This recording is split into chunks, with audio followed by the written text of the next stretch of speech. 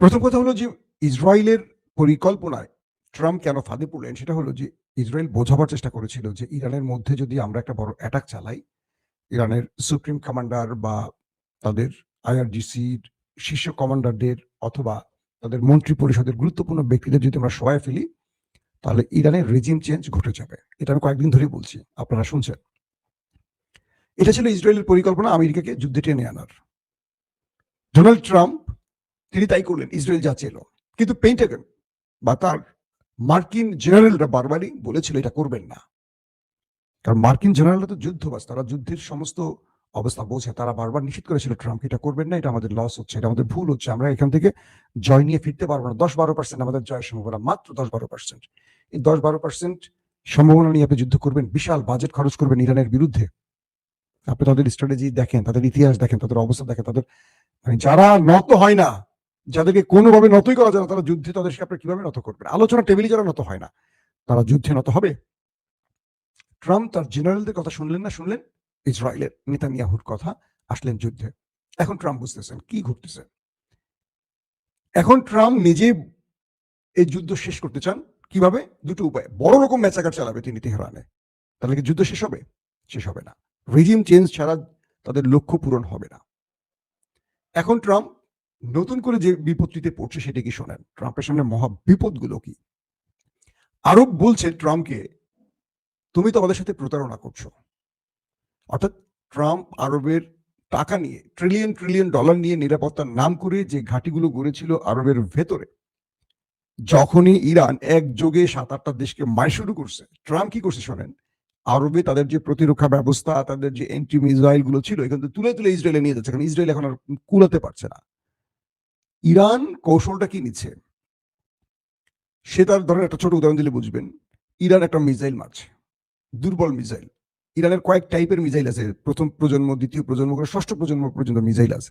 এখন পর্যন্ত ইরান প্রথম, দ্বিতীয়, তৃতীয় ধাপ পর্যন্ত আসছে। আরো 3টে ধাপ ইরানের রিজার্ভই রাখছে, এটা হলো মহাযুদ্ধের জন্য রাখছে, যে যুদ্ধে আর পেছনে ফেরা যাবে না, হয় মরো নাহলে মারো। সব সারপ্রাইজ দিয়ে দিলে তো হবে না, এটা অবস্থা বুঝে বুঝে খেলছে ইরান। তো প্রথম 3টি বেজ আরো 3টি হাতে রেখে দিয়ে ইরান মারছে। তো ইরান যখন একটি মিসাইল মারে, তার এগেইনস্টে 8 থেকে 10টা মিসাইল, এন্টি মিসাইল মারতে হয় সেই মিসাইল বা ড্রোনটাকে ইন্টারসেপ্ট করার জন্য। তাহলে খেয়াল করেন যে ইরানের একটা মিসাইলের এগেইনস্টে ওই দেশটির কয়টি লাগে? 5 থেকে 10টা মিসাইল চলে যাচ্ছে একটা মিসাইলের এগেইনস্টে। এখন ওই দেশটির যে মিসাইল ভান্ডার প্রায় খালি, তা আমেরিকা থেকে দেয়া হয়েছে। আমেরিকার যেহেতু একসাথে আমেরিকারও হিট করা হচ্ছে, ঘাঁটিগুলো টার্গেট করে, আমেরিকা তো নিজেরও এন্টি মিসাইল মারতে হচ্ছে, আমেরিকারও মিসাইল খালির দিকে আসছে।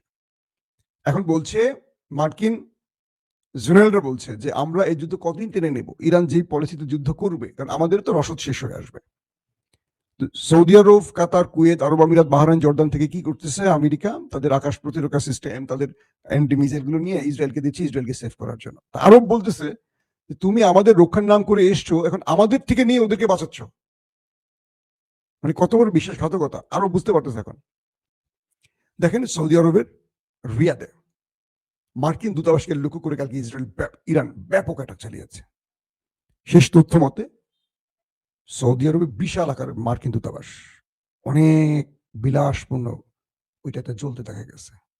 মার্কিন দূতাবাসে হিট করছে ইরান সৌদি আরবে। মার্কিন দূতাবাসই রক্ষা করতে পারছে না আমেরিকা, তারা বাকিদেরকে রক্ষা করবে। এখন বিষয়টা হয়ে গেল এরকম, সৌদি আরব বা আরব রাষ্ট্রগুলো বুঝতে পারছে যে এই ট্রাম্প বা এই আমেরিকা একদিন তাদেরকে ফুসিয়ে ফাঁসিয়ে তাদের শুধু টাকা বা তাদের পেট্রো ডলার লুট করতে আসছে। যখনই ইসরায়েল বিপদে পড়ে গেল, ইসরায়েলকে সৌদি আরব থেকে, কাতার থেকে, কুয়েত থেকে নিয়ে নিয়ে মিসাইল গুলো দিয়ে দিচ্ছে, আর সৌদি আরব খালি। এখন সৌদি আরবে ইরান সমানে মারছে। এইটাই ছিল ইরানের খেলা। ইরান সৌদি আরবকে, আরব দুনিয়াকে চোখে আঙুল দিয়ে দেখিয়ে দিচ্ছে যে তোমরা বিপদে পড়লে তোমাদের পাশে ওরা দাঁড়াবে, এবার দেখো ভালো করে। মাইরটা ইরান কেন দিচ্ছে বুঝছেন তো? এক মাইরে ইরান অনেক কিছু দেখাই দিচ্ছে মানুষের। এখন আরব বুঝতে পারছে, আরব ভালোভাবে বুঝতে পারছে যে ওরা বিশ্বাসঘাতক, ওরা আমাদেরকে লুটতে আসছে, ওরা আমাদের জন্য কোনো ফিলিংস নাই, আমাদের জন্য কোনো মায়া নাই, ওরা আমাদের বাঁচাবে না বিপদে, ওরা ওই আমেরিকা এখন ইসরায়েলকে বাঁচাচ্ছে। কিভাবে আরবে, সৌদি আরবের আরামকো, সৌদি আরবের গুরুত্বপূর্ণ হোটেল, দুবাইয়ের হোটেলগুলোতে ইরান ঠাস ঠাস করে বোমগুলি মাইরা ভবনগুলি ছাওয়া করে ফেলতেছে। আমেরিকা বাঁচাতে পারছে, ইন্টারসেপ্ট করতে পারছে? কিচ্ছু পারে নাই। তাহলে এত বছর ধরে পেট্রো ডলার দেখি এই ইরানের এই কাজটি পুরো আরবদের চোখে আঙুল দিয়ে দেখিয়ে দিয়েছে।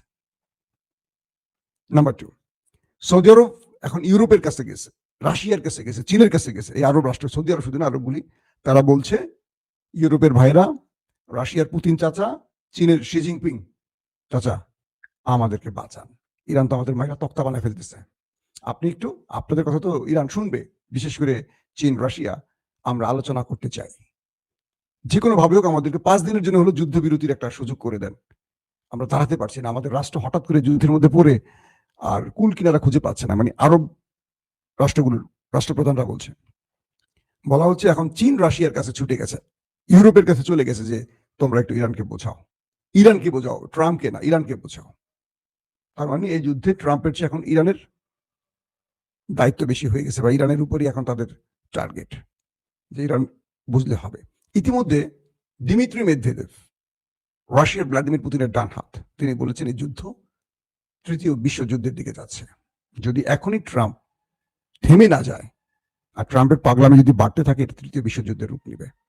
পাশাপাশি রাশিয়া এবং চীন স্পষ্ট বার্তা দিয়েছে, প্রায় একই ধরনের বার্তা দিয়েছে, যে তারা ইরানের পাশে আছে, পাশে থাকবে, এবং ইরান যেই শত্রুদের প্রতিহত করছে এটা তার সমস্ত আইনি বৈধতা আছে, তার অধিকার আছে, কারণ তাকে আক্রমণ করেছে। এবং স্পষ্ট ইসরায়েল আমেরিকার যে আক্রমণটি ইরানে হয়েছে, এটাকে আইনি মানে জাতিসংঘের নিয়ম অনুসারে, আন্তর্জাতিক আইন অনুসারে এটাকে অবৈধ ঘোষণা করে বলেছে ইরান তার শত্রুকে যে প্রতিঘাত করছে বা পাল্টা জবাব দিচ্ছে, এটা তার সম্পূর্ণ অধিকার আছে, এবং এটার জন্য ইরানকে তারা সাপোর্ট দিচ্ছে।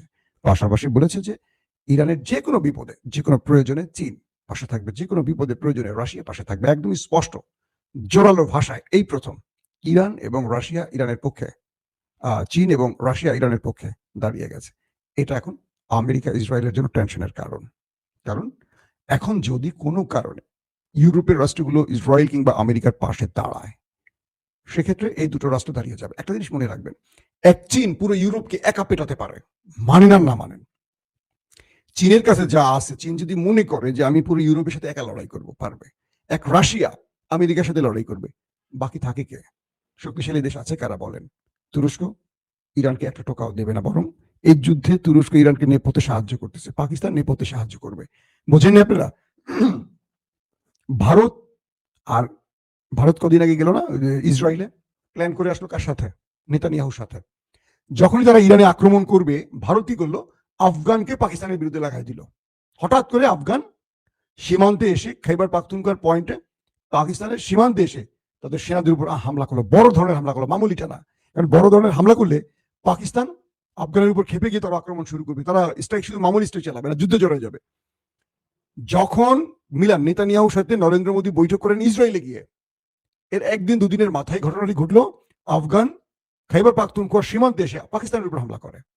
পাকিস্তান তারপরের দিনই বড় স্ট্রাইক চালায়, ঠিক তার একদিন দুদিনের মাথায় ইরানে হামলা করে। আমাদের অনেক বোকা দর্শক বলে যে আফগানরা নাকি ইরানের পক্ষে দাঁড়াবে ঘোষণা দিয়েছে। আফগানরা ফিলিস্তিনে যে গত কয়েক বছর ধরে যুদ্ধ হলো, আফগানরা এক পা আগাইছেন, একটা স্টেটমেন্ট দিয়েছে, আপনাদের শুনছেন কেউ? শোনেন আমাদেরকে। মূলত আফগানদেরকে পাকিস্তান যাতে কোনোভাবে ইরানকে সাহায্য করতে না পারে, এই জন্য আফগানকে দিয়ে পাকিস্তানকে বিজি রাখছে। আফগানরা পুরো এখন ভারতের হাতের পুতুল, ভারত যা চায় আফগানরা তাই করতেছে। আপনারা এটা যদি না বোঝেন, আর তাহলে সংবাদ দেখা দরকার নাই। আসেন তারপরে হিস্ট্রিতে কি আসছে। এখন যে বিষয়টি তৈরি হয়েছে, উপসাগর থেকে মার্কিন জাহাজগুলো পালাতে শুরু করেছে। যখনই মার্কিন সবচেয়ে বড় মূল্যবান এয়ারক্রাফট ক্যারিয়ার আব্রাহাম লিঙ্কন আক্রমণে আসছিল, সেটাকে ড্রোন এবং মিসাইল দিয়ে হিট করে ইরান। অল্পের জন্য প্রাণী বাঁচলেও আমেরিকা তার এয়ারক্রাফট ক্যারিয়ার নিয়ে দ্রুত পালাতে শুরু করেছে। ইতিমধ্যে সেটা ইরানের টেরিটরি থেকে বেরিয়ে গেছে, ইরানের সীমান্তের ভিতর থেকে বেরিয়ে অন্য জলসীমা চলে গেছে ইরানের ভয়ে। এটাকে নিয়ে আসছিল ইরানকে ভয় দেখাতে, এখন এটাই পালাই গেছে ভয় ঠেলায়। পাশাপাশি হরমুজ প্রণালী পুরো বন্ধ করে দিয়েছে, যাকে পাচ্ছে তাকে মাইট দিচ্ছে, যাকে পাচ্ছে ইরান তাকে মাইট দিচ্ছে। পুরো হরমুজ প্রণালীর আগে সাগরে জ্যাম পড়ে গেছে এখন জাহাজের, তেলের জাহাজের, সব জাহাজ আটকে আছে সেখানে। ইরান কাউকে আর পারমিশন দিচ্ছে না, পুরো অর্থনীতিকে স্টপ করে দিচ্ছে। মার্কিন স্টক মার্কেট ধস করে পড়ে যাচ্ছে, পুরো মধ্যপ্রাচ্যের বিমান চলাচল বন্ধ। এখন যারা মানে মার্কিন যে সেনাবাহিনীগুলো ঘাঁটি থেকে পালিয়েছিল বিভিন্ন হোটেলে মোটেলে, যেখানে ইরান এখন টার্গেট করে হিট করতেছে, এখন তাদেরকে বিভিন্ন জায়গায় সরিয়ে নিচ্ছে। আরবের বিভিন্ন ব্যক্তিরা এখন ইউরোপের দিকে চলে যাচ্ছে ফ্যামিলি টেবিলে নিয়ে, বিমানবন্দর এখন গাড়ির পথে লং টাইম গাড়িতে করে তারা চলে যাচ্ছে। আরবের সবাই তো মোটামুটি ধনী লোক, তারা এখন ইউরোপে যেহেতু এখন আক্রমণ হয়নি, তারা বাঁচার জন্য ইউরোপে চলে যাচ্ছে। মার্কিন যুক্তরাষ্ট্রের অনেক নাগরিক, অনেক ব্যক্তি আরব ছাড়া শুরু করছে। তার মানে আরবে আরো বড় আক্রমণের সম্ভাবনা আছে। আরব এবার বুঝতে পারতেছে তারা কি ক্ষতি করেছে। তারা নিজেরা ইরানকে মারে না, কিন্তু আমেরিকার ঘাঁটি করে দেয়, আমেরিকা মারে। ইরান ডাইরেক্ট বলছে আরবের বন্ধুদের যে তোমরা আমাদের বন্ধু রাষ্ট্র, বারবার তোমাদেরকে সতর্ক করেছিলাম যে তোমাদের ভূমি ব্যবহার করে হামলা হলে আমরা তোমাদের ভূমিতে আক্রমণ করব, তোমরা আমাদের কথা কানে নাওনি। তোমরা আমাদের ভাই রাষ্ট্র হওয়ার পরও তোমাদের ঘাঁটি, তোমাদের ভূমি আকাশ ব্যবহার করে আমার রাষ্ট্রের উপর যদি হামলা হয়, অবশ্যই আমি প্রতি উত্তর দিব। এটা আবার আইনি এবং নৈতিক অধিকার আছে। এখন কি বলবে আরব রাষ্ট্র? কারণ এই ঘাঁটিগুলো ব্যবহার করে ইরানে হামলা করা হয়েছে। ইরান চুপ থাকবে? কোনোভাবেই আরব রাষ্ট্রের অধিকার নেই ইরানকে কথাটা বলার যে তুমি আমার উপর আক্রমণ করছো কেন। কারণ তোমার ভূমি ব্যবহার করে আমেরিকা আক্রমণ করে কি করে? ওই তুরস্ক তো ইরান আক্রমণ করেনি, কারণ তুরস্ক ইরানে আক্রমণে মার্কিন ঘাঁটিকে অনুমতি দেয়নি। এরদোয়ান সরাসরি বলছে যে আমার ঘাঁটি থেকে যদি একটা ইরানে আক্রমণ, আমি তোমার ঘাঁটি এখানে রাখবো না, বের করে দেবো ঘাট ধরে। ইরানের তুরস্কের মতো কথা বলতে হইতো সৌদি আরব। এখন খামাইর, এখন সৌদি আরবই পালায় বাঁচতেছে না। বিভিন্ন জায়গা থেকে মার্কিন সেনারা আরব ছাড়া শুরু করছে, বিভিন্ন উপায়ে তারা আরব ছাড়তে শুরু করছে। তারা আসছে রক্ষা করতে, এখন আরব ছাড়া শুরু করছে। এখন আরব দেখতেছে যে তাদের বিপদে যাদেরকে এতদিন পাহারাদার হিসেবে নিয়োগ দিয়ে রাখছে, এত টাকা দিয়ে, হাজার হাজার crore crore trillion trillion dollar দিয়ে, এখন তাদের পাহারাদারি পালাচ্ছে মালিকরা রেখে। এমন এক সিচুয়েশনে পড়ে গেছে এখন আরবরা।